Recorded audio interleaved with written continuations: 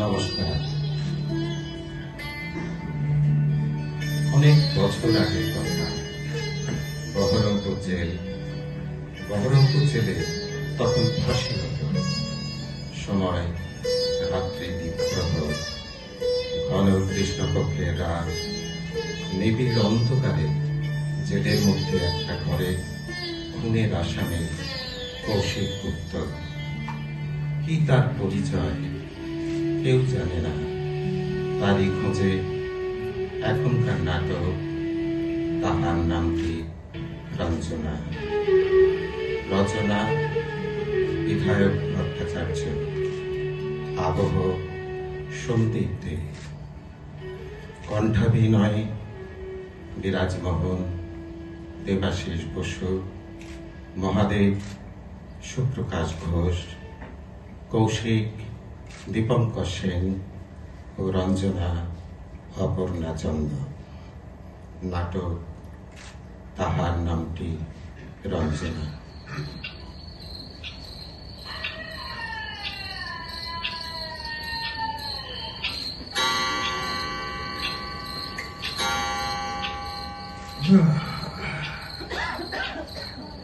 রাত 2টো। সময় তো আর বেশি নেই। 3টে থেকে ভোর 4টের মধ্যে কৌশিক গুপ্তর ফাঁসির সময়। মহাদেব, আসছি স্যার।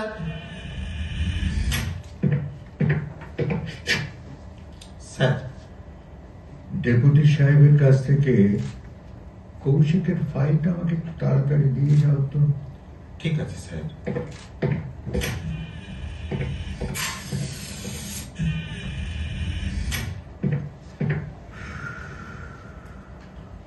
স্যার, ঠিক আছে, তুমি যাও।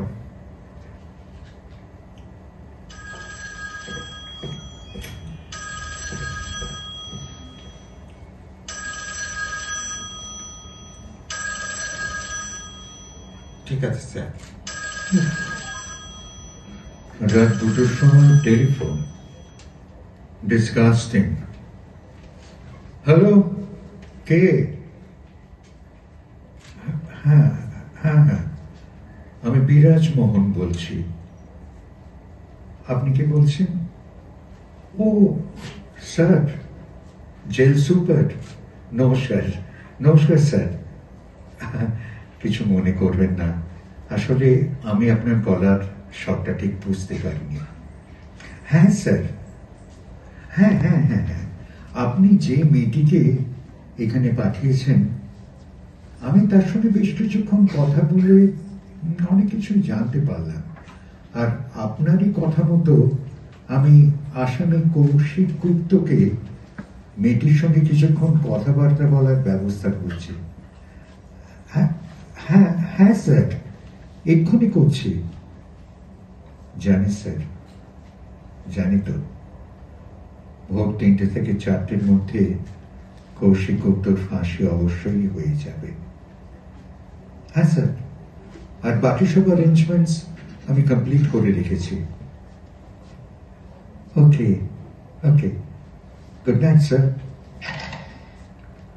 মহাদেব, আসছি স্যার। মহাদেব, কৌশিক বাবুকে এই ঘরে নিয়ে এসো। Okay sir. আসতে পারি? আরে আরে আরে, এসো এসো এসো কৌশিক, বসো বসো ভাই বসো। মহাদেব, তুমি এখন বাইরে যাও।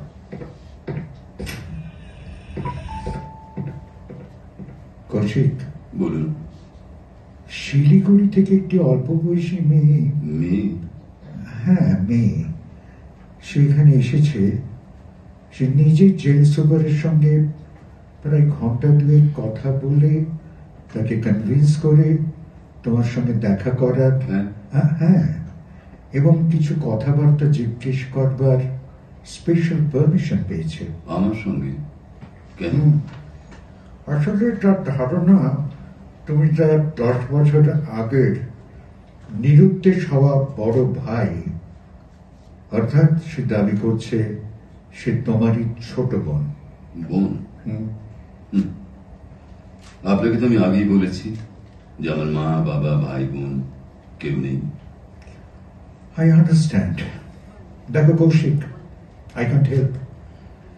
জেল সুপারের অর্ডার,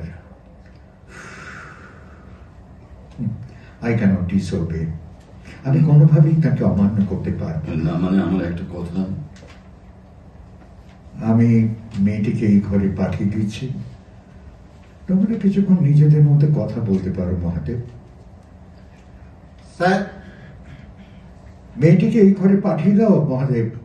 পাঠিয়ে দিচ্ছি স্যার। ঠিক আছে কৌশিক, তোমরা কথাবার্তা বলো।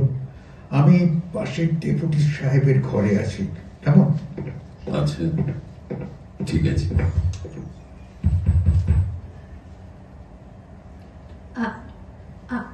আসবো? কি? ও হ্যাঁ, আসুন। না না, বসুন। ঠিক আছে ঠিক আছে। আমাকে আপনি নয়, আমাকে তুমি বলো। আচ্ছা আচ্ছা, ঠিক আছে, বল কি বলতে চাও। আচ্ছা, তুমি মানে আপনি, আমি ঠিক চিনতে পারছি না। আপনি, তুমি মিঠুদা নয়? আমাকে চিনতে পারছো না? আমি আমি রঞ্জনা, রঞ্জু। তা হবে, কিন্তু আমি তো তোমাকে না, একদম চিনতে পারছি না। তোমার নাম কি? আমার নাম কৌশিক গুপ্ত। কৌশিক গুপ্ত? হুম। তোমার বাড়ি কোথায়? বাড়ি বাঁকুড়া জেলায়। গ্রামের নাম হয় কেষ্টপুর, না হয় বিষ্ণুপুর, ভুলে গেছি। ভুলে গেছো? কেন ভুলে গেছো কেন? ছোটবেলায় বাড়ি থেকে পালিয়ে এসেছিলাম তো। তুমি মিথ্যা কথা বলছো না তো? তোর গলাটা অনেকটা অনেকটা ঠিক মিঠুদার মতো। সত্যি বলো না, তুমি মিঠুদার নয়? দেখো, জীবনের শেষ মুহূর্তে দাঁড়িয়ে শুধু শুধু মিথ্যে কথা কেনই বা বলবো বলো? তোর গলায় হঠাৎ কিরকম একটা টান আসে, আমার ঠিক মিঠুদার মতো লাগে। আচ্ছা আচ্ছা, তুমি বই ভালোবাসো? বই? হ্যাঁ হ্যাঁ, বই বই, কবিতার বই, রবীন্দ্রনাথের বই। তুমি আবৃত্তি করতে পারো? আবৃত্তি কাকে বলে আমি কিছুই জানি না।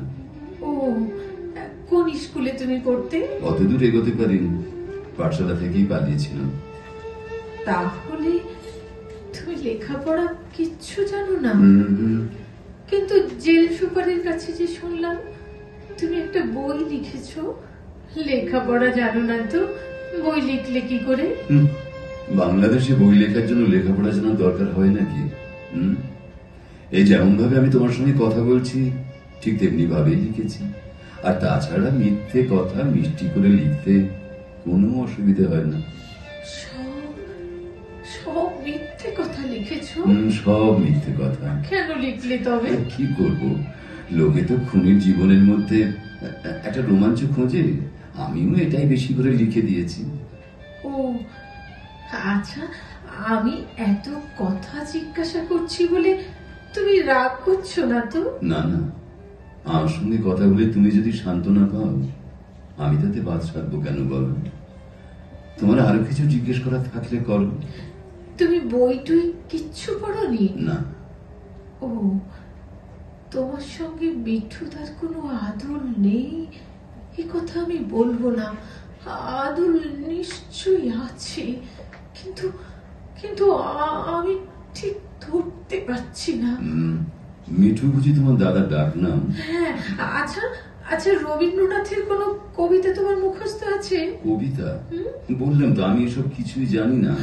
আমি কয়েকটা লাইন বলি, দেখো তো দেখো তো তার পরের লাইনগুলো তোমার মনে পড়ে কিনা। হ্যাঁ, বলি বলি। কৃষ্ণ কলি আমি তারই বলি, কালো তারে বলে গায়ের লোক। মেঘলা দিনে দেখেছিলে মাঠে, কালো মেয়ের কালো হরিণ চোখ। ঘোমটা মাথায় ছিল না তার মোটে, মুক্ত বেনি পিঠির পরে লোটে। বলো বলো, তারপর কি? বলো বলো না, মনে পড়ছে না? বলেছি তো আমি আবেগ হতে জানি না। সত্যি জানো না? না না না না, তাহলে তুমি আমার মিঠুদা নও। আমার মিঠুদা যদি হতে, তাহলে তুমি এক্ষুনি বলে উঠতে, কালো তা সে যতই কালো হোক, আমি দেখেছি তার কালো চোখ।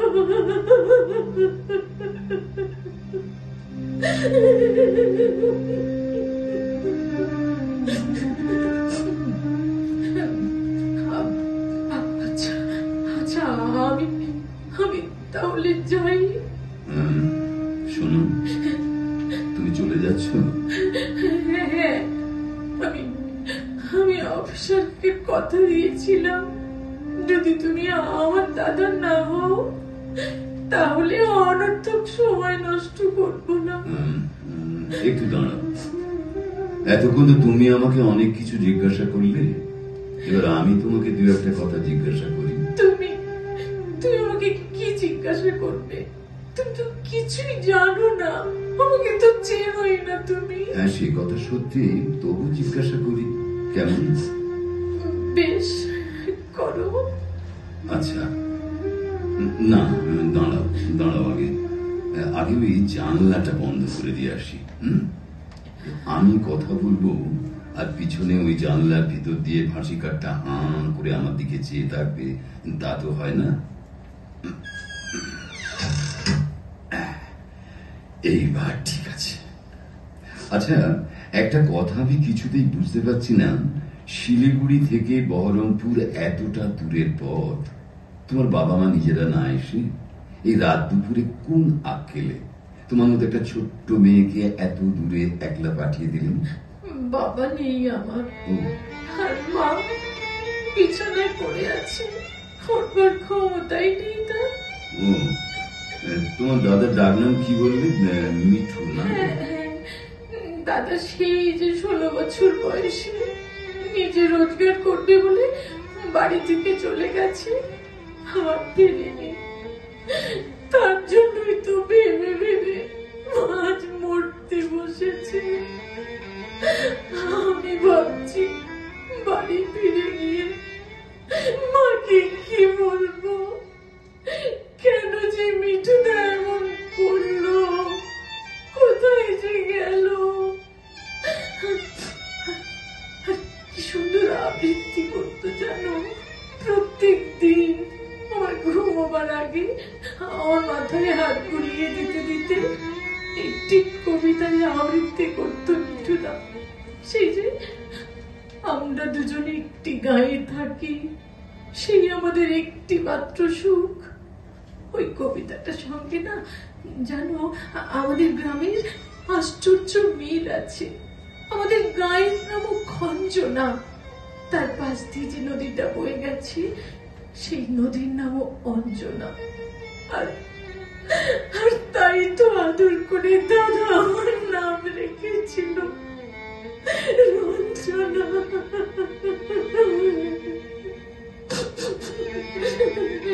কি যে হলো, কেন যে এমন করে সব হারিয়ে গেল। মাকে আমি ফিরে গিয়ে কি বলবো? তোমার নাম তো রঞ্জনা না? রঞ্জনা কি জানো? রঞ্জনা মজুমদার। রঞ্জনা মজুমদার? দাঁড়াও দাঁড়াও, কি বললে? রঞ্জনা মজুমদার না? আমার একটা ঘটনা মনে পড়ছে। সেও তো মজুমদার ছিল। হ্যাঁ, সেও তো তার বোনের নাম বলতো রঞ্জনা। কিরকম চেহারা, লম্বা, ছিপছিপে, মাথায় এক মাথা কালো চুল। সবাই মিলে যাচ্ছে। তারও নাম ছিল কি যেন বলতো? অম্বুজাক্ষু। অম্বুজাক্ষু, হ্যাঁ, দাদার ভালো নাম ছিল অম্বুজাক্ষু মজুমদার। এই তো, সব সব মিলে যাচ্ছে। তাহলে নিশ্চয়ই সে। জানো, আমি তখন আমি আর অম্বুজ কলকাতার একটা মেসে থেকে কাজকর্মের চেষ্টা করতাম। ও প্রায় খঞ্জনা গ্রামের কথা আর ছোট বোনের কথা বলতো। মিঠুদা তোমায় কি বলতো? বলতো স্বপ্নের কথা। ও, ভবিষ্যতে কেমন করে বড় হবে, কেমন করে বেশি টাকা রোজগার করবে, এইসব কথা আর কি। মাকে টাকা পাঠানোর জন্য ও যেন পাগল হয়ে উঠেছিল। রোজ মেস থেকে সেই 7 সকালে বেরিয়ে যেত আর ফিরত অনেক রাতে। যখন ক্লান্ত হয়ে শুয়ে পড়ত, তখন আমিও আস্তে আস্তে তার পাশে গিয়ে শুয়ে পড়তাম। জিজ্ঞেস করতাম, কিরে কিছু হলো? কোনো উত্তর দিত না।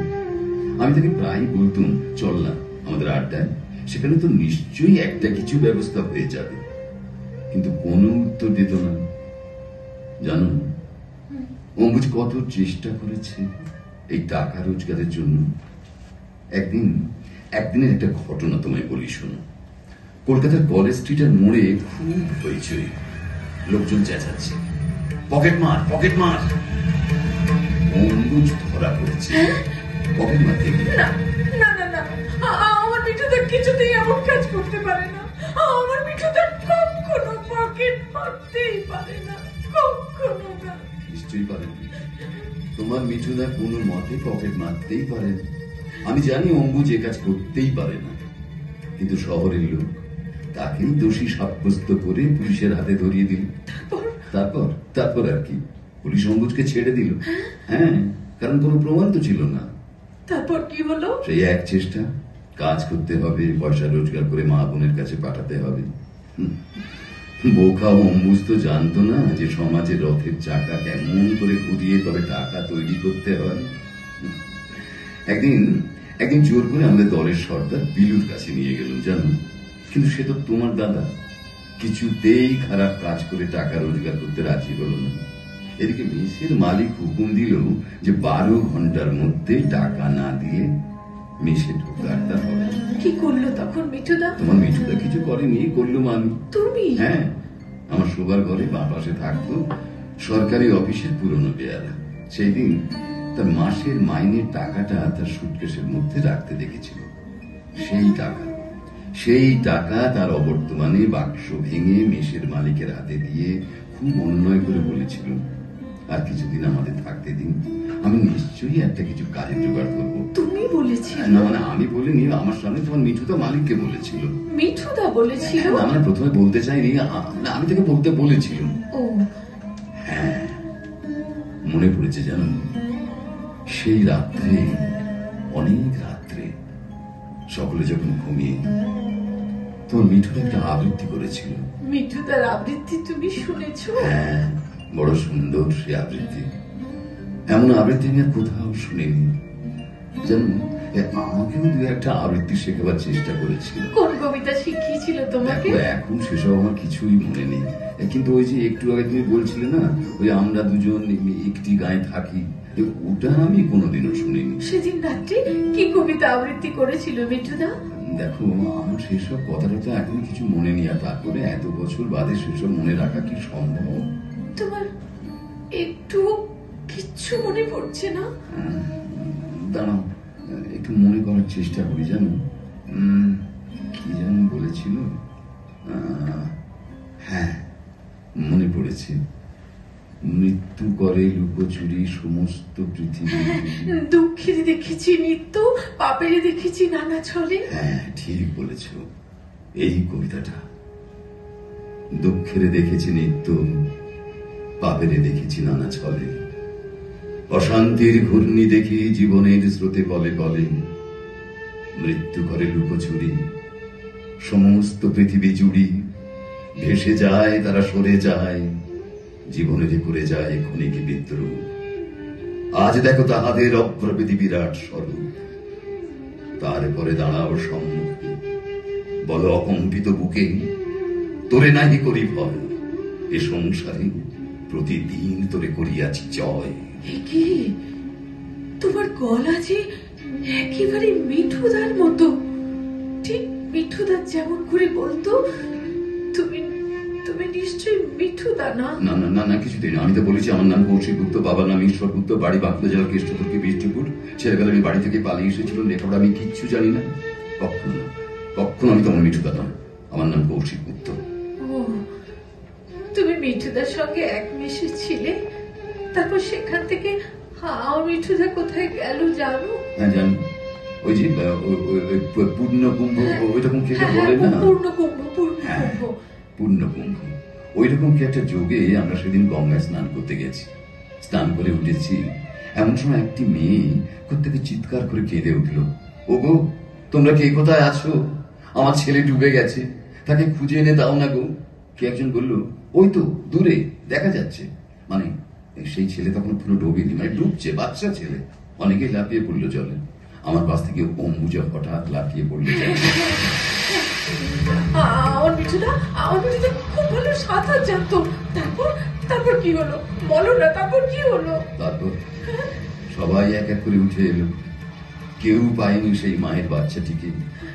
হঠাৎ তীরময় চিৎকার উঠল, বান আসছে, বান আসছে। সবাই ভয়ে জল ছেড়ে উঠে পড়ল দূরে। তখন বান দেখা যাচ্ছে। সে সময় হঠাৎ জলের উপর থেকে একটা শব্দ ভেসে এলো, এই যে নিন আপনার ছেলে। সে দেখি ডান হাতে বুকের কাছে বাচ্চাটিকে চেপে ধরে আর বাঁ হাতে কোন রকমের জল কাটতে কাটতে বাংলার বীর সন্তান অম্বুজ এগিয়ে এলো। ছেলেটিকে তার কাছ থেকে একজন গিয়ে তাড়াতাড়ি তুলে নিল। কিন্তু ক্লান্ত অম্বুজকে ধরে তুলবার কথা কারো মনেই পড়ল না। আর বান এসে তখন ফিরে আছাড় খেয়ে পড়ল। কিন্তু আমার মিঠুদা কোথায় গেল? মিঠুদা কেউ জানে না। সে তো খুব বড় লোক ছিল না, সে জ্ঞানী ছিল না, ধনী ছিল না, সে তো খুব বড় করে সমাজের কোনো উপকার করেনি। কিন্তু সামান্য এতটুকু উপকার তো সে করেছিল। একটা মায়ের বাচ্চাকে সে তার মায়ের করে ফিরিয়ে দিয়েছিল। কিন্তু সেটুকু কাজে তো কেউ কোনো দাম দিল না। তার হাতটা ধরে তাকে যে একটু সাহায্যের দরকার ছিল, তার হাতটা ধরে তাকে যে তীরে টেনে তোলবার দরকার ছিল, এ কথাটা কারো একবারে মনে করল না। সেই জন্য তোদের ওই সমুদ্রের বান তাকে সমুদ্রেই টেনে নিয়ে গেল।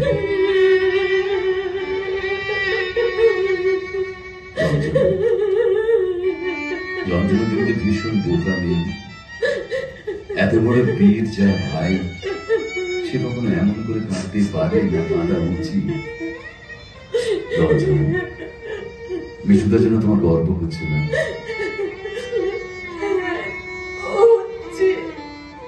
আমার খুব গর্ব হচ্ছে। মাকে তার হারানো ছেলে ফিরিয়ে দেওয়া আমার মিঠুদা ছাড়া কেউ করতে পারত না, কেউ পারত না, কেউ না। রোগে ভুগে বিছানায় পড়ে থেকে কিংবা ধরো আমার মতো মানুষ খুন করে আজকে যদি তোমার মিঠুরা মারা যেত, তবে তোমরা কি করতে জানি না। আমি কিন্তু মিঠুকে খুব ঘৃণা করতাম। কিন্তু মিঠু যা করে, যেভাবে সে সকলের কাছ থেকে বিদায় নিয়ে চলে গেছে, তাতে আমাদের সকলের মুখ খুব উজ্জ্বল হয়েছে। এটা তুমি যখন ফিরে গিয়ে তোমার মায়ের কাছে তার কথা বলবে, তখন বলতে বলতে গর্বে তোমার বুক ভরে উঠবে।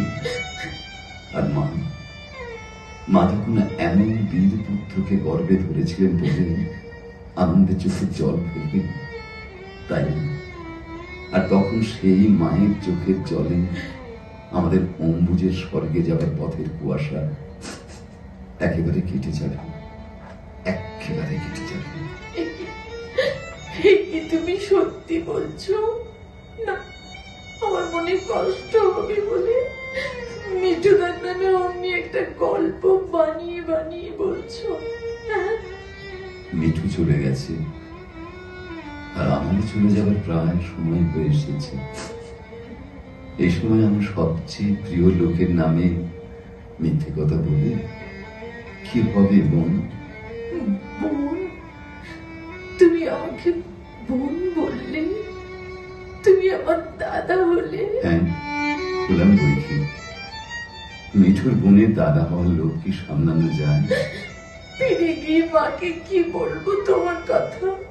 বলে দাও। মাকে বলতে তার এই অভাগা দিশেহারা এই অজানা ছেলেকে যেন তিনি ক্ষমা করেন। মিঠু তো তার কোনো চিহ্ন রেখে যেতে পারেনি, সে তার মন্দ ভাবল। কিন্তু এই যে আজ এখানে এই জেলের মধ্যে ঘড়ির মধ্যে দিয়ে হু হু করে চলে যাওয়ার সময়কে সাক্ষী রেখে তুমি তোমার দাদাকে পেলে, আমি আমার বোন পেলাম। এই মুহূর্তটাকে বাঁচিয়ে রাখবার জন্য আমি তোমাকে কি একটা দিয়ে বলো তো? কি দিন? আচ্ছা, এই না, এই খামটা তুমি নাও। হ্যাঁ, এই খামটার মধ্যে আমার রোজগারের 2000 টাকা আছে। না না না না, আমি নেব না। না না, নেব না বলো না, নেব না বলতে নেই। ভাই টাকা বোন না নিলে কে নেবে বল? না। আচ্ছা, দাও। শোনো, এই টাকাটা দিয়ে না তুমি দুটো হার করাবে, কেমন? একটি তোমার মায়ের আর একটি তোমার। মায়ের লকেটে লেখা থাকবে তার ছেলের নাম অম্বুজ, আর তোমার লকেটে লেখা থাকবে তোমার এই দাদার নাম কৌশিক। সেই লকেটের দিকে তাকালেই তোমার হঠাৎ মনে পড়বে তোমার এই খুনি দাদার কথা। আর ভাই ফোঁটা দিন, যদি হঠাৎ তোমার চোখ দিয়ে এক ফোঁটা জল পড়ে, তবে তুমি চেনো সেই জলের ফোঁটা আমার কপালে নিশ্চয়ই জল পড়বে।